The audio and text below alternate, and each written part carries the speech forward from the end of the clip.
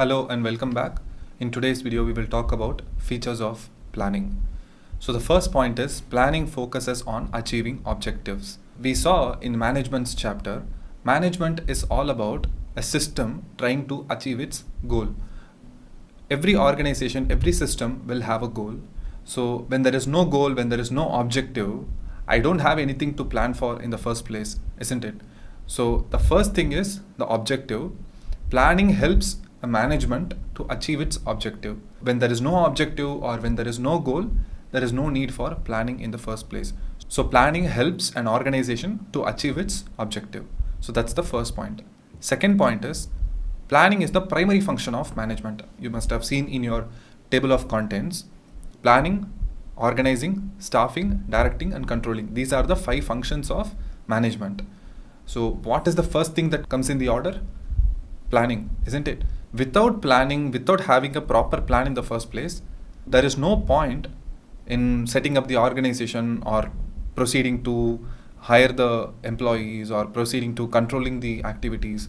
There is absolutely no meaning in all that. So there has to be a proper plan put up in the first place, and then you proceed to do each and every function afterwards. So planning is the primary function. Next, planning is pervasive. Pervasive means every part of organization will have its own plan. Every level of organization has its own plan. So the production team will have its own plan. It will have its own production goals. So to achieve those goals, it will have its own production plan. And the logistics team will have its own targets. It will have its own goals. Therefore, the logistics team will have its own plan. So it will have its own route plan, where to deliver first, where to get the pickup next. All those details will be there in that plan. And then when I worked in audit, we have our own audit plan. So our audit plan used to consist of, again, it's just a plan, okay? So don't ask me whether everything happened or not. Our audit plan used to be that every year we will have to visit at least 6 factories and 12 to 15 godowns. So this used to be our audit plan, based on which we will schedule our audits in that way. So first we will go to Assam plant, and then we will plan to go to Haridwar plant, and then we will come to Mumbai plant, and then we will go to Erode plant. Like that, we will have our own plan.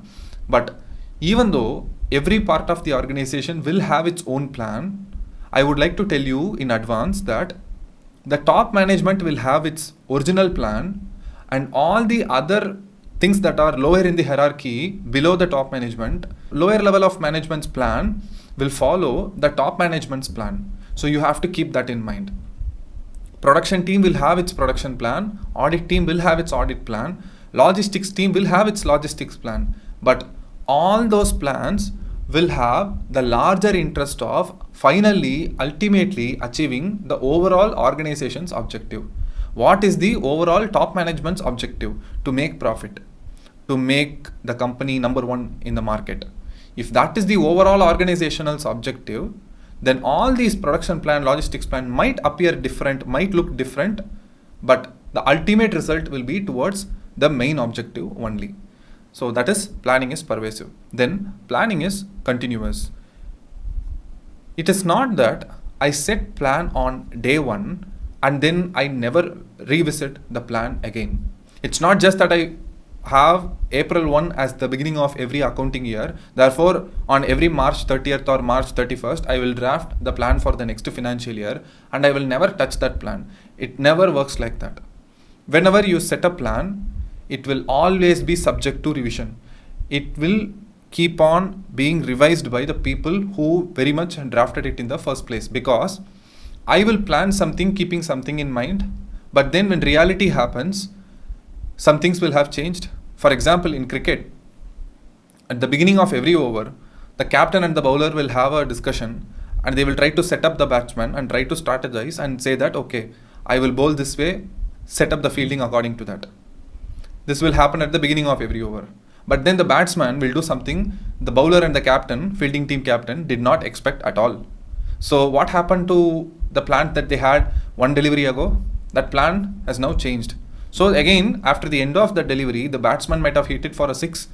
So the bowling team captain and the bowler again will have to assemble, and they have to re-strategize, and they have to replan. The same way in business, after every week, the team gathers for a review, and the managing director will come up with a new plan, because at the beginning of the previous week they would have anticipated certain things, but during the course of the week some things would have happened which they had not considered in their previous week's planning. So in the next week, in the upcoming week, they will say that, okay, last week we did not consider this aspect. Now let us incorporate that into this week's plan. So this week's plan will be different, slightly different from the last week's plan. Therefore, this activity of planning in the first place, seeing what happens, getting in touch with reality, then incorporating the difference and revise a new plan. That's how planning works. It is always continuous. The fifth point is planning is futuristic. Pretty obvious. We always plan for the future. We don't plan for the past. Maybe we look at the past data for reference, but we always plan for the future. On December 31, everybody will set a New Year's resolution to see how the next upcoming year goes, how I am going to behave in the next 365 days. Thinking that only we plan on December 30th and December 31 and we draft our New Year's resolution. So planning is futuristic, so that's pretty much an obvious point. The last point is planning is a mental exercise. It's not that you don't interpret it literally, that people just do it within their minds. You shouldn't think it like that. Yes, planning is a mental activity, it is an intellectual activity. Even more to put it this way, it is a critical thinking activity. It involves considering a lot of variables. It takes time, it takes effort to come up with a solid plan. But planning is not wishful thinking. When I say intellectual thinking and wishful thinking, what is the difference? Intellectual thinking means being connected with reality. You know where you stand. You know how things are going to play in the future. At least you have a rough idea. That is intellectual thinking. Let's take this YouTube channel for example. Right now we have exactly 55 subscribers. Now when I plan, I will have a target of, let's say, we have to reach 1000 subscribers by the end of this year. If I think this way, this is pretty much close to reality, and this is me thinking intellectually. This is me thinking critically. But if I keep saying to people that today I have 55 subscribers, by the end of this year, I'm going to reach 1 million subscribers just by posting business studies video on YouTube. If I keep saying to people like that, then that is wishful thinking, that you are not connected with reality. So planning is a mental activity, it is a mental exercise, but it is an intellectual exercise. It contains a lot of critical thinking. It is not daydreaming, or it doesn't contain wishful thinking. I hope today's class was useful to you. Let me know your thoughts in the comment section below. We will see in tomorrow's class. Thank you and bye bye.